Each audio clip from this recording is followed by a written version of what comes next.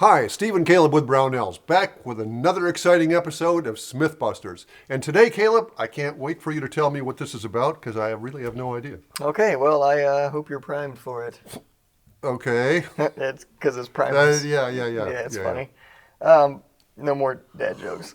So, in today's SmithBuster, quick and easy, we're just going to be talking about one we got a question on. And this one, Steve, is a question I got from an old gunsmith friend of mine. Goes by the name of Slim. Slim. I love it so far. Slim. No, his actual name's Casey Rabelais, but everybody calls him Slim. Super cool guy. Anyways, Casey? he called me up and was like, "Hey man, I got an idea for a SmithBuster." And I said, "Lay it on me." And he said, "What about reusing primers?"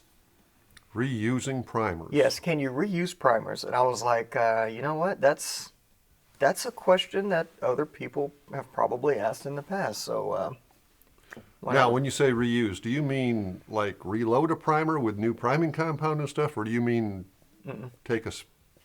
Go ahead. Tell me what you mean. No, so like if you have a loaded cartridge, or if you were priming some stuff and decided you didn't want to use that particular, batch for whatever reason, can you take those primers out and put them in other cases? So like, let's say priming a bunch of 308, and I decided, you know what, I don't want to do 308. I changed my mind. Whatever the case may be. And instead of wasting primers, can you put those in other cases? So what you're going to do is punch a primer out with a pin, very much like a firing pin. Right. But from you're going to compress the anvil down onto the. Oh my gosh. Yes. Super bad idea.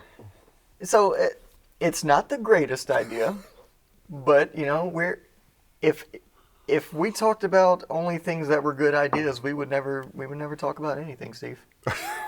Well, that's one way to look at it. I have, in the past, I've punched out a primer or two back when I was a student and I couldn't afford a lot of stuff. Right. And I'd reuse them. I'd push them back in and they worked fine.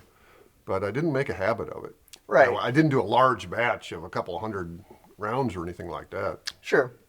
And, I think it's, as far as like something that you can do, sure, it's not something you're going to do fast, and it's not something you should probably be doing a lot of. Ooh, you got to pull that handle really slowly on the press. You got to be really careful, because this is that's a firing pin. That's a reverse firing pin. You know what I mean?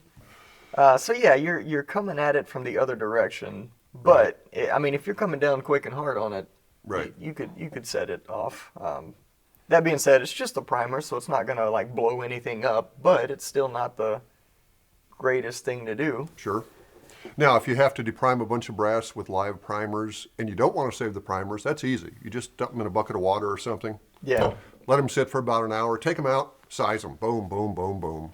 No booms. No booms.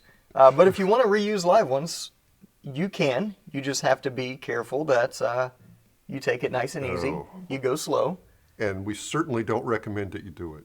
Yeah, I'm not going to say do it, but if you were to do it, go nice and slow. Make sure you don't get any oil or anything on them so that you don't kill them in the process. And make sure the anvils don't fall out.